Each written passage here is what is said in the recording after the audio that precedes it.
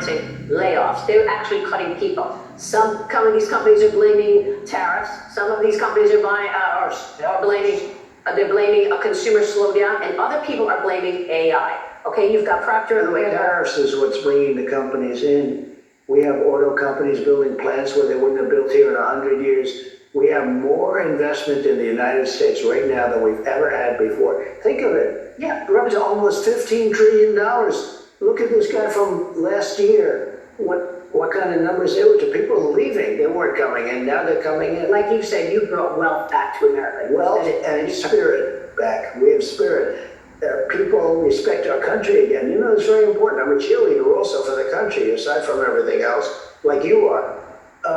We brought spirit back. We brought respect and dignity back. When I went to the European, I was in that beautiful place with the king and the queen, and it's like beautiful. Everything's so nice. But when I went to the Netherlands and I looked, everybody was coming up, Mr. President, Mr. President.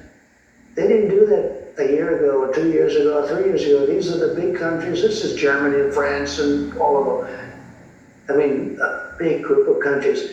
They respect America again. They laughed at us. They thought we were a joke. You had a president that kept falling downstairs and falling on stages and couldn't find an entrance he makes a little speech that lasted for about half a minute.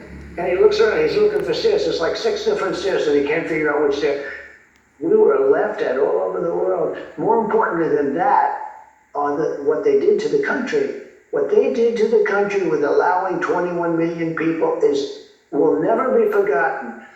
And I have to rectify that problem, and we've done it. And we're getting all the criminals out. President, I just want to ask you about the job cuts from these companies. Some of them are blaming AI. And one CEO told me that AI, artificial intelligence, allows engineers to be at least 25% more productive. It's helpful in contract management, it's helpful in repetitive jobs, it's helpful in data.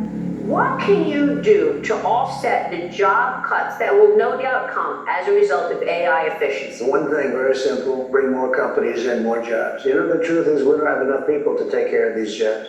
So it's like perfect timing. We don't have enough people. You know, my biggest problem is they're coming in and they have to hire thousands and thousands of workers. This is perfect timing. We don't have enough people. If AI is so good, which I hear it is, and there's a lot of money being bet by very smart people, I'll tell you, we are dominating AI. That's the other thing. And they all said, well, we'd have a problem because of electricity. We don't make enough electricity. We would have to double our electric power. Can you believe that?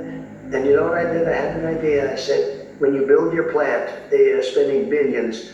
You're going to become a utility, an electric utility. You're going to also build a utility. You're not going to take it from an old grid that's been here for 100 years. You're going to take it right from a new facility. And they actually looked at me, they said, you do that? Of course I would. It's a national emergency. I'm going to approve everything. And you'll have your approval in 2 weeks. And Lee Zeldin is doing an amazing job, the environmental commissioner.